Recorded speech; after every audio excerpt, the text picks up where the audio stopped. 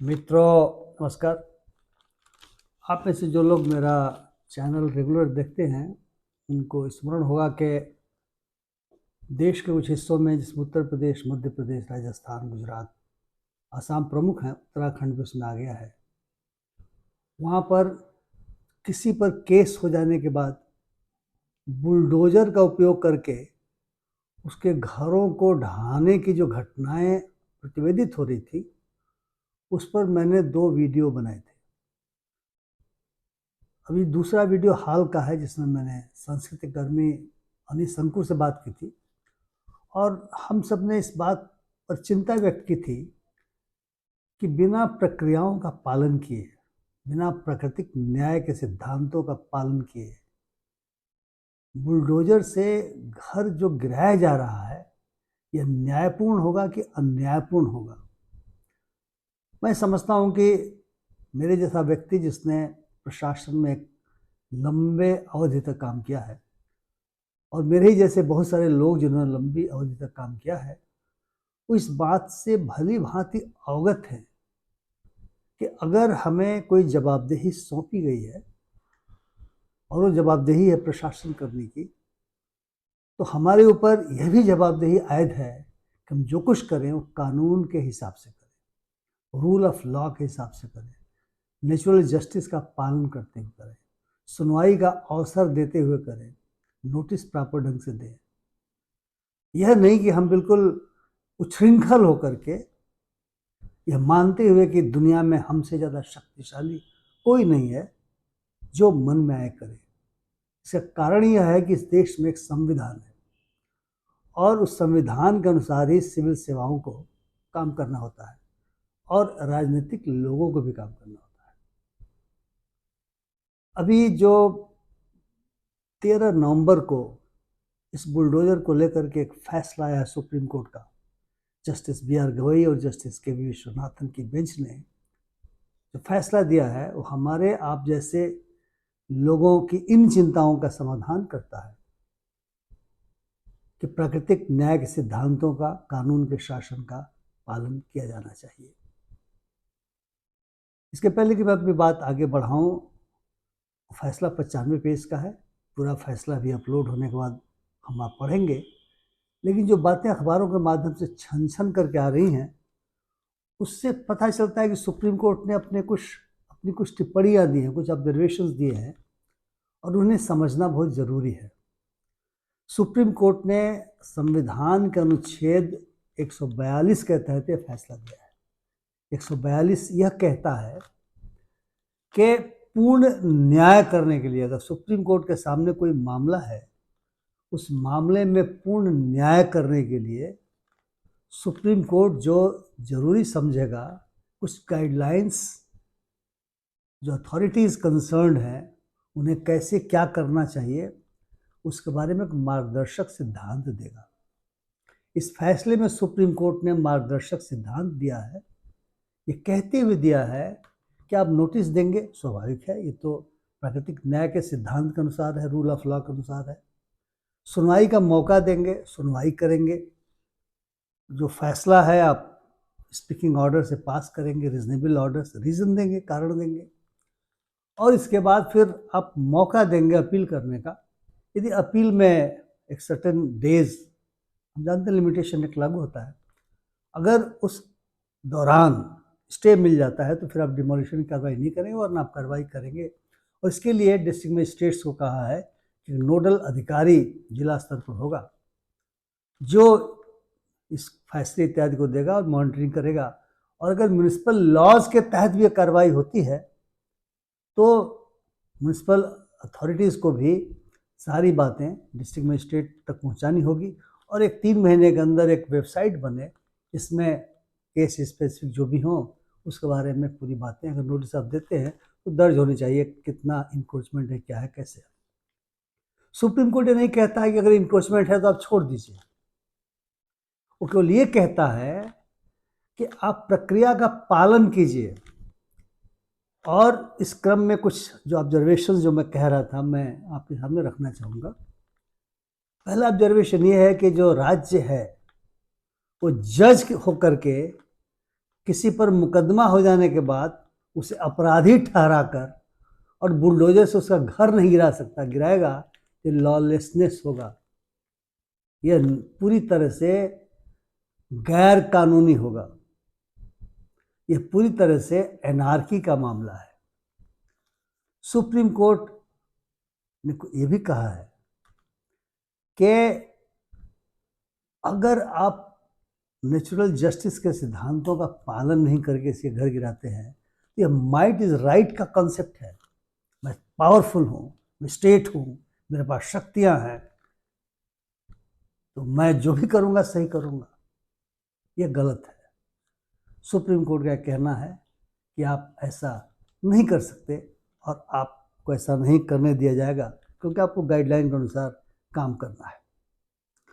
Supreme court ने भी कहा है कि अगर आप आर्बिट्रेरीली इस तरह के काम करते हैं तो यह रूल ऑफ लॉ का वायलेशन है, और रूल ऑफ लॉ संविधान का बुनियादी सिद्धांत जो प्रतिपादित किया गया है, बुनियादी जो ढांचा प्रतिपादित किया गया है, उसमें से एक बुनियादी ढांचा है।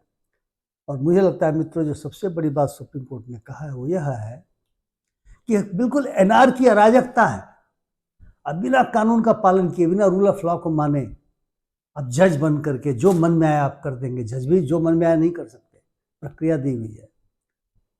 यह पूरी तरह से एनार्की, अराजकता है, अनकॉन्स्टिट्यूशनल तो है ही, यह अराजकता है। और साथ में जोड़ा है, जिसको जितना बड़ा ओहदा मिलता है उसके साथ ये उसकी जिम्मेवारी बढ़ती है कि अपने काम को जस्ट और फेयर तरीके से अंजाम दे। मित्रों, मैं सोचता हूँ कि आखिर जो सरकारें ऐसा कुछ कर रही थी या करेंगी भविष्य में, मैं नहीं जानता वो सुप्रीम कोर्ट के इस फैसले का कितना सम्मान करेंगी। हो सकता है कि दूसरा रास्ता निकाल लें, क्योंकि बुलडोजर एक तरीके का ध्रुवीकरण करने के लिए राजनीतिक हथियार बन गया है। अभी कोडरमा में चुनाव के दौरान एक मीटिंग हो रही थी, एक प्रदेश के मुख्यमंत्री आए थे जिसके जनक माने जाते हैं, और उनकी सभा में बुलडोजर रखे हुए थे। प्रतीक था उनका आतंक का, बर्बरता का। और अभी तो मैं देख रहा हूँ कि बिहार जैसे राज्य में भी कई बड़े छोटे नेता बुलडोजर की बात करने लगे थे। वो भी कहने लगे थे यहाँ भी बुलडोजर चलवाएंगे। बुलडोजर चलवाइए, लेकिन कानून की सीमा के अंदर, कानून का पालन करते हुए।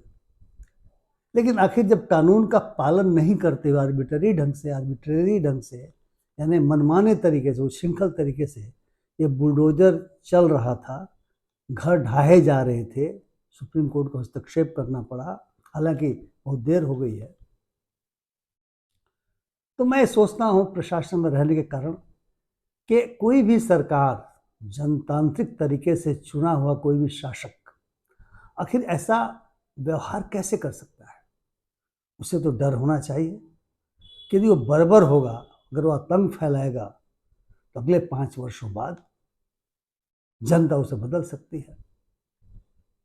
मुझे लगता है कि किसी भी जनतांत्रिक तरीके से चुने गए शासक के बर्बर होने के भारत के संदर्भों में और दुनिया के संदर्भों में भी 3 कारण मुझे दिखाई दे रहे हैं।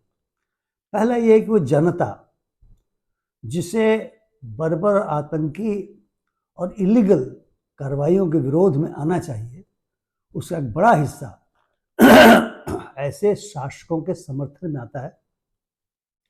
दूसरा कारण है वो मीडिया का बड़ा हिस्सा, जिसे हिंदुस्तान में हम गोदी मीडिया कहते हैं, इन कार्रवाइयों का महिमा मंडन करता है और लगता है कि जो व्यक्ति आ गया वो तो विधाता है, वो तो ईश्वर ने उसे विशेष रूप से भेजा है दुनिया में पाप को खत्म करने के लिए। और तीसरा वो हाथ, वो दिमाग, वो कार्यपालिका, वो अधिकारीगण जो बिना नियमों का पालन करते हुए राजनीतिक आका ने जो कुछ भी कह दिया उसका हुक्म बजाते रहते हैं, जबकि ये उनका काम नहीं है। मैंने शुरू में ही बात कही थी। तो हम तीनों बिंदुओं पर बारी बारी से थोड़ी चर्चा कर लें। जनता इसलिए सपोर्ट कर रही है भारतवर्ष में क्योंकि यह बुलडोजर जो चलाया गया है वो मूलतः ध्रुवीकरण के दृष्टिकोण से चलाया गया है। वो धर्म और जाति के आधार पर हमें बांट रहा है और हम इस बात को समझ नहीं पा रहे हैं। अगर हमसे भिन्न जाति या धर्म के व्यक्ति के ऊपर अधिकांश जौ के साथ घून में पिसा जाता है, अधिकांश अगर बुलडोजर चलता है तो हम ताली पीटते हैं, और जब हम पर चलता है तब हम रोना धोना मचाते हैं। लेकिन ऐसा देखा गया है जहाँ जहाँ बुलडोजर चले हैं वे खास समुदाय के लोगों के विरुद्ध चले हैं, यदि उन पर कोई मुकदमा हो गया हो। इसलिए जनता का एक बहुत बड़ा हिस्सा जिसे पोलराइज कर दिया गया है धर्म और जाति के आधार पर, मैं नहीं कहूँगा कि उन्हें फॉल्स कंसिस्टेंस जो कंसेप्ट है ये दोष है लोगों का। मैं उत्तर प्रदेश का रहने वाला हूँ, मैं वहाँ जाता रहता हूँ, और मैंने अपने जो साथ पढ़ने वाले सहपाठी पूर्व थे उनसे सुना है, और मैंने उनसे बहस की कि यार मैं प्रशासन में रहा हूँ, तुम शायद नहीं रहे हो, तुम समझ नहीं रहे हो कि बिना प्रक्रिया का पालन किया नहीं किया जाना चाहिए, मौका दिया जाना चाहिए, क्योंकि ये अधिकार नहीं है प्रशासन को या सरकार को। लेकिन वो मानते नहीं हैं, कहते तो माफिया, क्योंकि जब तक बुलडोजर उनकी छाती पर नहीं चलेगा तब तक उनको इसका दर्द महसूस नहीं होगा। सुप्रीम कोर्ट ने बात अपने फैसले में बताई भी है। दूसरी बात, मीडिया, गोदी मीडिया के बारे में कुछ कहना बेकार है। जो लोग देखते हो जाने, हम तो देखते नहीं, लेकिन वो तो झूठ फैलाता है। गोदी मीडिया इसको कहते हैं। वो तो हिंदू मुसलमान के बीच में नफरत के अलावा करता क्या है? वो लगता है कि वो सुपारी शब्द है ना बम्बई का, वो लिए हुए है किसी के पक्ष में, और उसी के पक्ष में रात दिन झूठ सच अपना बोलता रहता है। लेकिन मेरी चिंता उन अधिकारियों को लेकर के है जिनको संविधान में काफ़ी अधिकार मिले हुए हैं। उस संविधान जो आपके सामने मैं दिखा रहा हूँ, इस संविधान की विभिन्न धाराओं के माध्यम से उनकी नियुक्ति होती है, उन्हें प्रोटेक्शन भी मिला हुआ है, और उस प्रोटेक्शन के कारण उनकी स्थिति बाकी लोगों से थोड़ी सी भिन्न है। जो भारतीय प्रशासनिक सेवा है, जिसको 312 अनुच्छेद जो संविधान का है ऑल इंडिया सर्विसेज में डाला गया है, उसमें काफ़ी प्रोटेक्शन दिए गए हैं, और अनुच्छेद 309 के तहत सारी सिविल सेवाएं जो हैं वे गठित की गई हैं, और उसमें 311 के तहत तरीका बताया गया किस प्रकार से उनको सजा दी जा सकती है, तो काफ़ी प्रोटेक्टेड है। लेकिन ये सिविल सेवाएं जिनका काम है संविधान को बचाए रखना, जिनका काम है रूल ऑफ लॉ के अनुसार काम करना, जिनका काम यह नहीं है कि राजनीतिक आका जो कुछ भी कहे आंख मूंद करके कान बंद करके मान लेना और मशीन की तरह काम करना, वे जब हथियार बन जाते हैं इस तरह के अन्याय का, इस तरह के आतंक का, बर्बरता का, इस तरह के रूल ऑफ लॉ का वायलेशन का, तब तकलीफ होती है। मित्रों, आप जानते हैं कि सरदार पटेल ने एक वक्त था, भारतीय प्रशासनिक सेवा जब बन रही थी, पहले तो इंडियन सिविल सर्विस थी, कहा था कि स्टील फ्रेम है। मैं कहता हूँ पूरा सिविल सेवा ही स्टील फ्रेम है, लेकिन स्टील फ्रेम धीरे धीरे बम्बू फ्रेम, और अब तो बहुत सारे लोग उसमें सड़े हुए बम्बू के फ्रेम की तरह से आचरण कर रहे हैं। ठीक है, आप डरते होंगे, हो सकता है कि आप अपने मुख्यमंत्री से डरते हो, अपने राजनीतिक आका से डरते हो, ट्रांसफ़र कर देगा, हो सकता है आपको अन्य तरीके से परेशान कर सकता है, लेकिन इसका मतलब यह नहीं कि आप दूसरों को परेशान करेंगे।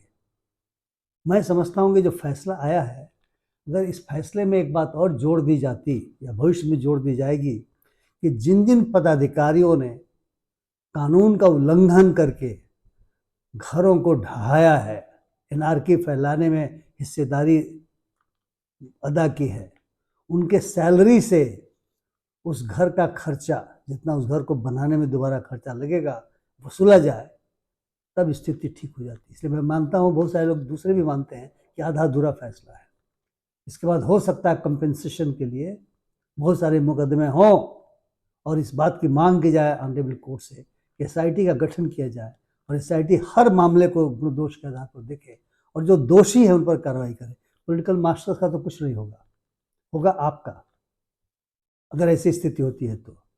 और अगर मान लिया जाए कि आपके ऊपर जुर्माना नहीं भी लगता है, सजा आपको नहीं भी होती है, तो अपनी आत्मा से पूछो, अंतरात्मा से पूछो कि क्या तुम इसी काम के लिए सेवा में आए थे। मित्रों, मैं थोड़ा भावुक हो रहा हूँ कहते हुए, क्योंकि मैं उस सेवा में रहा हूँ और जो कुछ कह रहा हूँ मुझे थोड़ी तकलीफ हो रही है कि मैं अपने ही ब्रदरन से, अपने ही जूनियर लड़कों से ये बात पूछ रहा हूँ। मैं नहीं जानता उनमें से कितने जवाब दें, कितने की अंतरात्मा बची भी है कि खत्म हो गई है, लेकिन उनके वजह से ही इस तरह के शासक मनमानी कर सकेंगे, करते हैं। चाहे मुख्य सचिव का स्तर का व्यक्ति हो, चाहे डिस्ट्रिक्ट मजिस्ट्रेट के लेवल का व्यक्ति हो, चाहे डिविजनल कमिश्नर हो, चाहे डिपार्टमेंटों का प्रिंसिपल सेक्रेटरी हो, एडिशनल चीफ सेक्रेटरी हो। थोड़ी सी हिम्मत अगर कर दो, और एसोसिएशंस अगर थोड़ी सी हिम्मत कर दें, चाहे इंडियन पुलिस सर्विस के लोग हों, चाहे इंडियन एडमिनिस्ट्रेटिव सर्विस के लोग हों, स्टील फ्रेम जिसको कहा था सरदार पटेल ने, तो शायद सुप्रीम कोर्ट को इस तरह के फैसले करने जिसमें अराजकता शब्द आया हुआ है, लॉलेसनेस शब्द आया हुआ है, जिसमें रूल ऑफ लॉ के वायलेशन की बात आई हुई, शायद ऐसा नहीं होगा। तो मित्रों, मैं आशा करता हूं कि आप अगर मेरी इन भावनाओं से सहमत हैं, अगर मेरे इन बातों से सहमत है, तो मेरे वीडियो को शेयर करें, लाइक करें, अपनी टिप्पणियों से लाभान्वित करें और मेरे चैनल को सब्सक्राइब करना न भूलें। बहुत बहुत धन्यवाद। नमस्कार।